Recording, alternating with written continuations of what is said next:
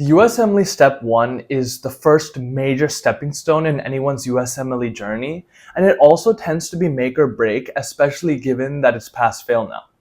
So first I'm going to talk about my timeline, what I think the ideal timeline is, some of the resources, and then how to use each of those resources to pass the USMLE Step 1 on your first attempt.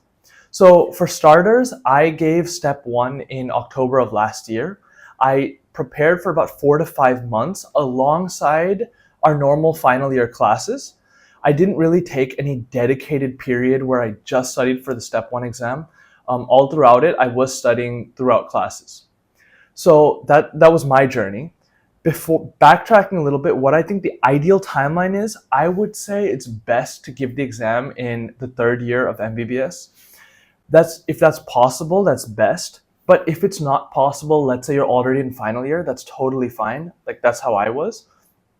I would say you should probably start studying as soon as possible and really sit down and do a bit of focus study. I would say about 4 to 5 hours a day if possible. The time it takes you to pass a Step 1 really varies person to person, and it depends on how strong you are in your 1st and 2nd year subjects. But I would also say clinically, if you're stronger clinically, it definitely does help in diagnosis and understanding some of the conditions and the question stems. So that's the ideal timeline. Now, breaking down the resources that should be used, it's very simple, to be honest. First aid, boards and beyond, UWorld, Sketchy for micro specifically, and then NBMEs and free 120s. So now breaking down how I studied as a whole, what I did was, let's say I wanted to start with cardiology anatomy section. So what I did was I watched the Boards and Beyond video series for cardiology anatomy. Then after I finished that, I went ahead and I read the corresponding part from the first aid textbook. Then I went on to UWorld and I did cardiology anatomy questions. While doing the questions, I was referring back to first aid after I answered the questions to see where I missed any points or what I added. So I would say when doing the questions, treat it kind of like an exam. So I did them on tutored mode. And I didn't focus on the time, I focused on getting the question correct. So that's kind of the overall setting that I used. And this worked for me, but another option that could work for you is finish the whole of cardiology, then do all the cardiology questions in random mode. So that's another method, and it's personally up to your preference. I kind of broke it down section by section and tried to kind of master that. Another thing I would say is don't chase perfection. I think if you chase perfection, like you want to get 100% correct, it's not necessary for this exam. Now, that's not saying just get 60% exactly. And I'll talk about that when I discuss the NBMEs. But you want a bit of a safety window, but you also don't want to chase perfection and spend too much time on Step 1 when really Step 2 is the exam that carries more weightage. So that's kind of the general outline that I use when studying for the exam. Now, Boards and Beyond lecture series, is it mandatory? I would say no. It really depends on what sections you're strong on and how you learn best. For me personally, I learned better by videos, but certain sections like biochemistry, some of the initial chapters, I didn't really use the Boards and Beyond lecture series because I was confident enough after reading first aid.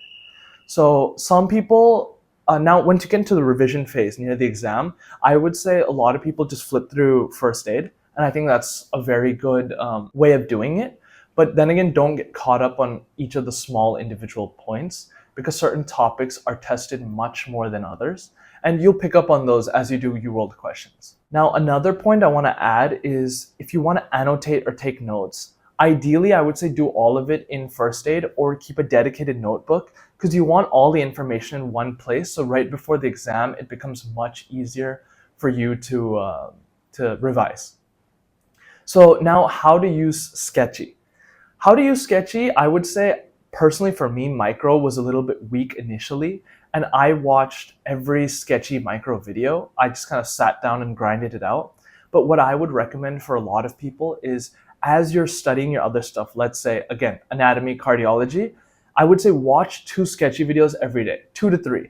And then the thing is, go back after a day and just revise that scene. And you'll find after time, when you come back and visit it, you'll be able to recollect faster and faster. So Sketchy personally worked really well for me in micro. I also used Sketchy for some of the pharma drugs that I was a little weak on. For example, methotrexate is really important, so I watched the video on methotrexate. So I think like that, pick your weak topics and you can watch the Sketchy videos and they really, really do help. I think that completely covered micro. And when going into the exam, that was one of my strongest sections. So now moving on to the NBMEs. So the NBMEs I did about 1 month before my exam date. I did my first couple, and I started from NBME 25, and I did it all the way till NBME 33, which came out at the time. I think the thing was me is when I started, it was only NBME 25 to 31. Then about halfway through my prep, 32 and 33 came out. So I would say a lot of you guys can start from 27 and go to 33. And I would say don't focus too much on the scores. What I would really focus on with the NBMEs is focus on identifying patterns. For example, you'll find there's certain topics that are tested over and over and over again. And really, like UWorld is vast.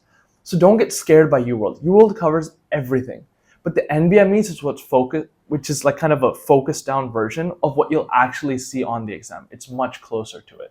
And obviously the latest NBMEs, 32 and 33, are the most accurate and representative of the real exam. So now going on to my NBME scores, my first NBME was around 73%. And from there, I was up and down a couple percent. And going into NBME 31, I think I scored 76. And then NBME 32 and 33, I got 82 and 83%. So kind of how I did that was really just off pattern recognition.